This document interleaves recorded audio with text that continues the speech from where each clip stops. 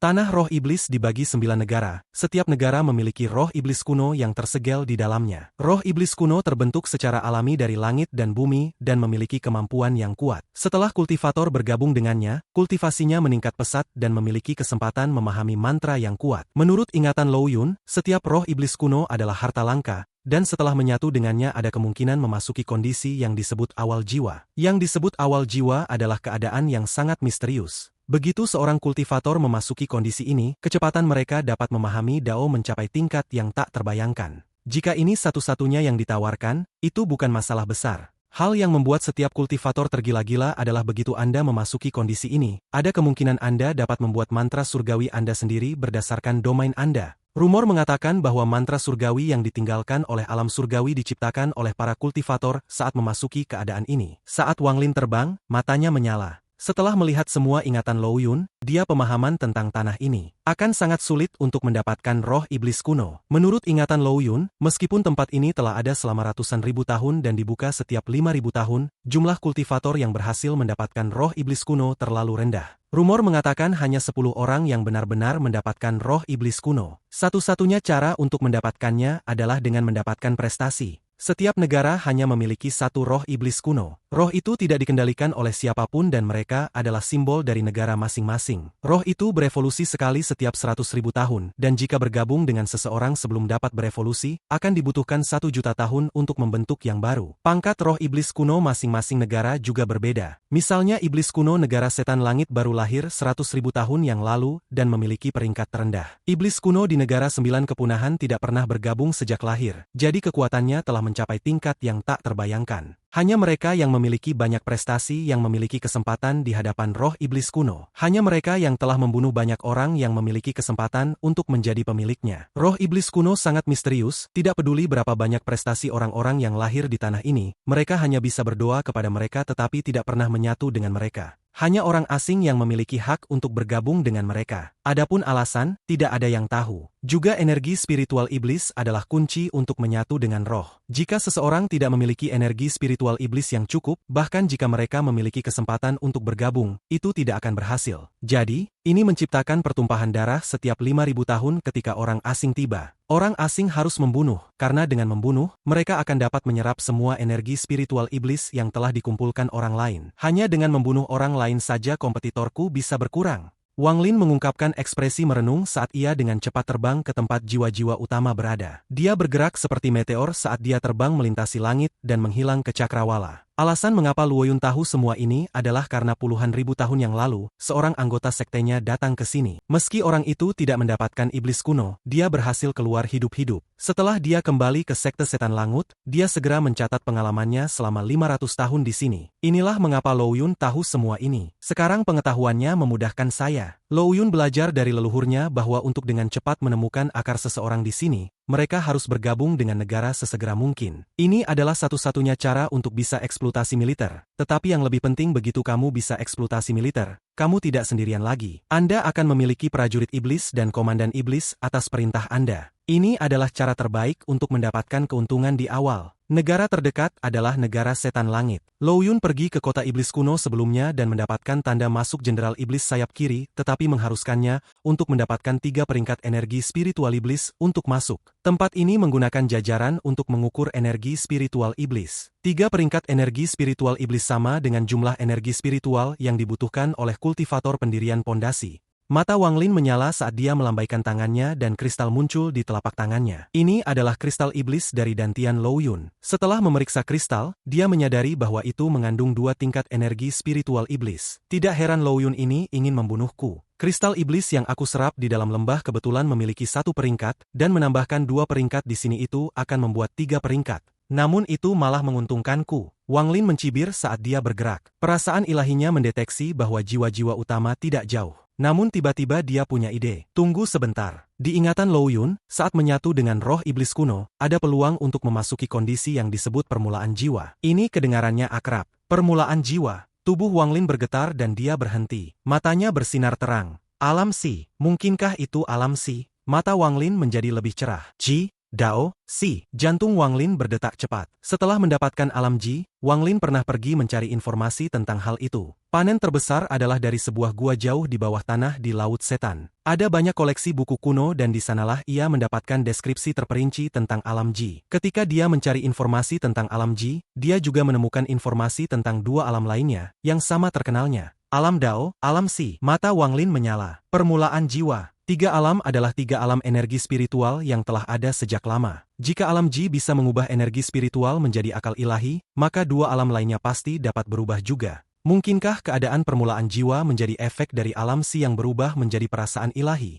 Jika alam Ji adalah kematian, maka alam Si adalah kehidupan. Jika alam Si dikonversi ke akal ilahi, apakah itu artinya akal ilahi saya akan memiliki kehidupan yang tak berkesudahan dan tidak akan pernah mati? Saya mempelajari kehidupan dan kematian. Jika saya bisa menggabungkan alam Ji dan alam Si menggunakan alam Ji sebagai kematian dan alam Si sebagai kehidupan, apakah itu akan menyelesaikan domain saya? Sambil memikirkan ini Wang Lin menggelengkan kepalanya. Yang terbaik adalah tidak berfantasi berlebihan, karena terlalu tidak realistis. Dia menghela napas dan memasukkannya ke dalam benaknya. Tidak masalah jika permulaan jiwa ini adalah apa yang dia pikirkan, karena saat ini tidak ada hubungannya dengan dia, dan berpikir lebih banyak tentang itu tidak ada gunanya. Sosok Wang Lin bergerak. Dengan satu langkah, dia menghilang dari tempat itu. Ketika dia muncul kembali, dia berada lebih dari 5.000 km jauhnya. Ketika sosok Wang Lin muncul di langit, dia terbang di atas dataran. Ketika dia muncul beberapa benda seperti hantu terbang ke arahnya dan mengelilinginya. Salah satunya adalah binatang kilin yang meraung saat bergerak. Akal ilahi Wang Lin menyebar dan fokus pada celah hitam di tanah. Celah itu seperti diciptakan oleh seseorang yang menyerang dengan pedang terbang dari langit. Namun sudah lama telah berlalu dan sebagian besar telah ditutup, jadi sekarang hanya ada jarak 100 kaki. Ada rumput liar yang menutupi seluruh area, jadi jika seseorang tidak melihat dengan fokus, sulit untuk melihat celah ini di tanah. Wang Lin membuka mulutnya dan mengisap jiwa-jiwa utama di sekitarnya, itu tersedot ke dalam tubuhnya. Kemudian mereka memasuki bendera 1 miliar jiwa di dalam jiwa asalnya. Setelah itu Wang Lin mendarat di sebelah celah dan dengan dingin melihatnya. Menurut ingatan Lou Yun, hantu surga adalah avatar unik yang hanya dimiliki oleh sekte setan langit. Benda ini lahir dari kehampaan dan biasanya tidak memiliki bentuk, tetapi anggota sekte setan langit menggunakan darah wanita fana yang hamil sebagai iming-iming, darah lelaki kuat sebagai penuntun dan menambahkan Nascent Soul sebagai media kultivator. Butuh 49 tahun untuk memanggil hantu surgawi, lalu mereka menggunakan mantra rahasia untuk menjadikannya hantu surgawi yang terikat hidup mereka. Lou Yun memiliki status yang sangat tinggi di sekte setan langit. Sebelum dia datang ke sini, tuannya memberinya yang terlemah dari 9 hantu surgawi yang terikat hidupnya untuk melindungi dirinya. Lou Yun tidak punya banyak waktu untuk memperbaikinya, itulah sebabnya hantu surga mengkhianatinya. Mata Wang Lin dingin dan dia melambaikan tangannya. Dua helai gas abu-abu muncul dan mulai bergerak di antara jari-jarinya. Dia menjentikan jarinya dan dua helai gas abu-abu melesat ke celah di tanah. Dua helai gas ini masuk ke celah. Hantu surgawi itu bersembunyi di dalam celah ini. Ketika dia mengkhianati tuannya, dia menderita sejumlah konsekuensi, dan karena telah kehilangan dukungan dari esensi darah tuannya, itu sangat lemah sekarang. Tapi kelemahan semacam ini hanya sementara. Jika itu bisa bertahan selama 7 hari, itu tidak akan lagi membutuhkan darah esensi dari tuannya. Jika itu bisa bertahan selama 49 hari, ia akan sepenuhnya mendapatkan kembali kebebasannya dan kembali ke bentuk yang tidak berwujud. Setelah itu, bebas pergi kemana saja. Pada saat ini ia bersembunyi di dalam celah, lalu matanya menyala saat menunjukkan dirinya dan melompat ke salah satu helai gas abu-abu. Namun pada saat melompat, gas abu-abu runtuh menjadi bintik-bintik cahaya. Hantu itu terkejut dan ingin mundur, tetapi sudah terlambat. Bintik-bintik cahaya itu dengan cepat berkumpul dan menuju hantu. Dalam sekejap, hantu surgawi ditutupi oleh gas abu-abu. Hantu itu meraung marah dan dengan cepat mundur. Tepat pada saat ini untaian gas abu-abu lainnya tiba di hadapan hantu surga dan tiba-tiba runtuh menjadi bintik-bintik cahaya abu-abu. Kemudian ia berkumpul sekali lagi dengan hantu surga sebagai pusatnya. Persis seperti itu, dalam waktu singkat, hantu surgawi ditutupi oleh bintik-bintik cahaya abu-abu. Wang Lin berdiri di luar celah. Pada saat ini matanya menyala dan dia mengulurkan tangannya sambil berkata, "Kumpulkan." Setelah itu ada serangkaian lolongan marah dari hantu surgawi. Pada saat yang sama sinar cahaya hitam keluar dari celah dan menerkam Wang Lin. Wang Lin mundur, tapi cahaya hitam mengejarnya. Wang Lin mendengus dingin saat dia mengeluarkan Soul Lasher. Dia melambaikan cambuk, menyebabkan hantu surgawi mengeluarkan erangan menyakitkan. Soul Lasher khusus untuk melukai jiwa, dan hantu surgawi merupakan jiwa dari roh kelas 1. Hantu surgawi menjadi lebih ganas di bawah rasa sakit. Itu memutuskan untuk mengabaikan rasa sakit dan melesat ke Wang Lin. Wajahnya penuh dengan niat membunuh.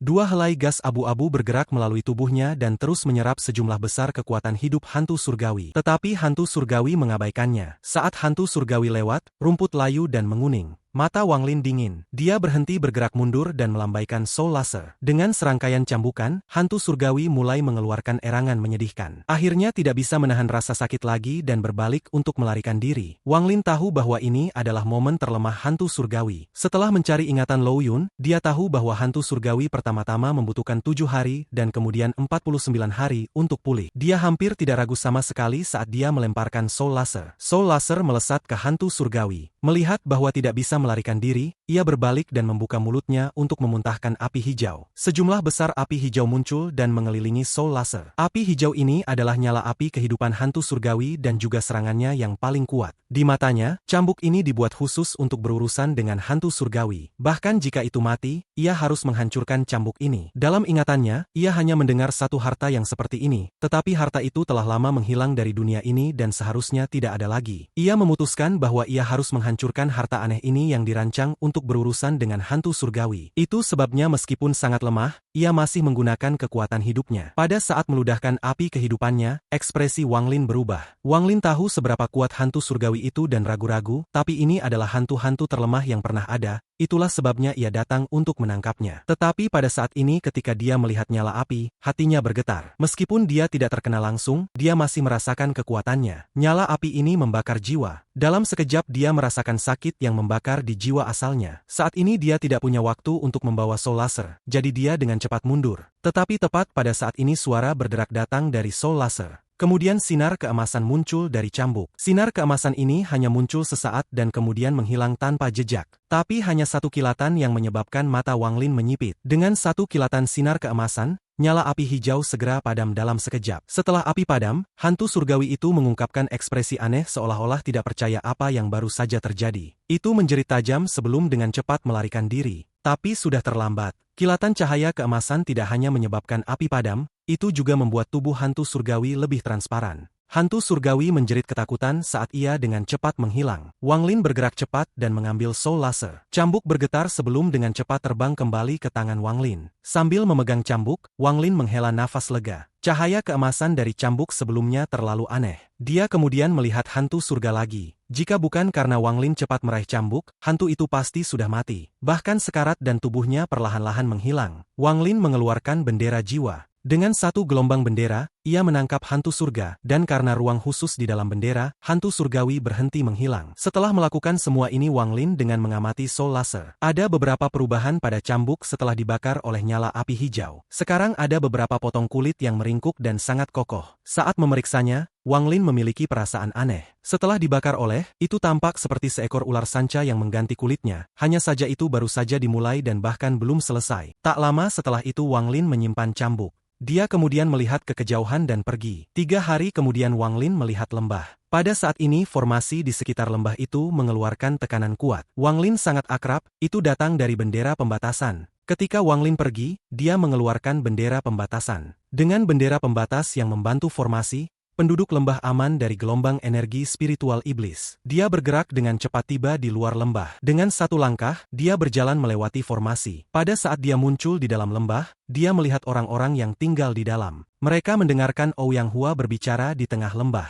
Ouyang Hua segera melihat Wang Lin dan menunjukkan ekspresi gembira. Dia berjalan melewati semua orang dan membungkuk ke Wang Lin dari kejauhan. Saya menyambut Anda kembali, Yang Mulia Surgawi. Tidak ada sedikit pun rasa tidak hormat pada dirinya. Dia secara pribadi melihat Wang Lin pergi dengan orang asing lain, dan sekarang Wang Lin telah kembali sendiri. Itu berarti satu hal, Wang Lin telah membunuh orang asing lainnya. Dalam pandangan Ouyang Hua, begitu dua orang asing bertemu, mereka akan berada dalam situasi hidup dan mati. Bagian terdalam lembah adalah area terlarang. Jangan pergi ke sana. Setelah Wang Lin berbicara, ia menghilang di depan mata semua orang dan pergi ke kedalaman lembah. Ouyang Hua mengungkapkan sedikit ekstasi. Dengan Yang Mulia Surgawi menahan benteng di sini, keselamatan mereka terjamin. Juga itu akan membuat ekspansi jauh lebih mudah. Memikirkan hal ini, Ouyang Hua mengungkapkan sedikit fanatisme. Dia berbalik untuk melihat penduduk desa dan berteriak, "Tidak ada yang diizinkan memasuki lembah. Kalian semua, perhatikan anak-anak Anda dengan baik, jangan melanggar hukum kesukuan." Penduduk desa di sekitarnya semua mengangguk, tetapi ada juga yang dengan ekspresi tidak senang. Salah satu dari mereka bergumam, "Mengapa kita tidak bisa pergi ke sana? Itu adalah satu-satunya tempat keren di lembah."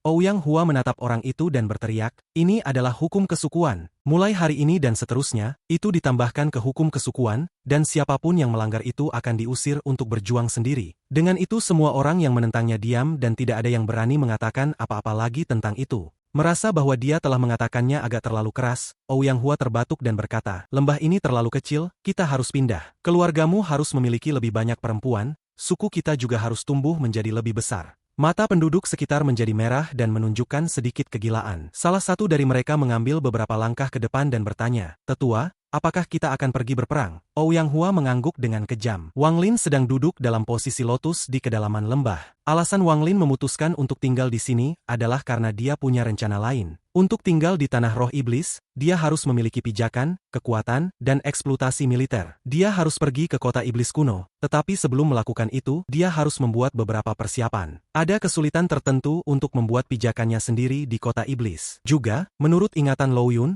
rumah jenderal sayap kiri memiliki banyak ahli. Orang-orang ini adalah penghuni asli tempat ini. Kultivasi mereka difokuskan pada energi spiritual iblis dan begitu juga mantra mereka. Meskipun Wang Lin belum bertemu siapapun yang menggunakan energi spiritual iblis, Lou Yun telah bertemu mereka, dan leluhur Lou Yun berinteraksi dengan orang-orang seperti itu untuk jangka waktu yang lama. Jika sebelum mencari kenangan Lou Yun, Wang Lin akan pergi ke kota iblis kuno tanpa ragu-ragu, tapi sekarang dia berubah pikiran. Daripada pergi ke kota iblis kuno untuk bergabung dengan rumah jenderal sayap kiri, aku lebih suka tinggal di sini dan mengajar penduduk tempat ini sehingga mereka akan mendengarkan perintahku. Aku akan mengajari mereka mantra sehingga bertahun-tahun dari sekarang, aku akan memiliki kekuatan yang menjadi milikku. Wang Lin mengungkapkan ekspresi merenung yang kemudian berubah menjadi ekspresi yang dipenuhi tekad. Orang-orang yang mencapai hal-hal besar tidak khawatir tentang hal-hal sepele. Saya akan mengajari mereka mantra bendera jiwa. Mantra ini mudah digunakan dan bagus untuk membunuh. Semakin banyak seseorang membunuh, semakin banyak jiwa yang bisa dikumpulkan, dan kekuatan mereka meningkat seiring dengan itu. Saya juga dapat menggunakan kesempatan ini untuk melihat apakah saya dapat memperbaiki bendera 1 miliar jiwa. Jika saya bisa memperbaikinya, maka saya bahkan tidak perlu takut pada kultivator ascenden. Saya pasti bisa menjadi 10 besar dari semua kultivator yang datang. Hanya dengan melakukan ini saya akan memiliki kesempatan untuk mendapatkan roh iblis kuno di akhir. Sambil memikirkan hal ini, Wang Lin menarik napas dalam dan menyentuh tasnya. 2 potong batu giok muncul di tangannya.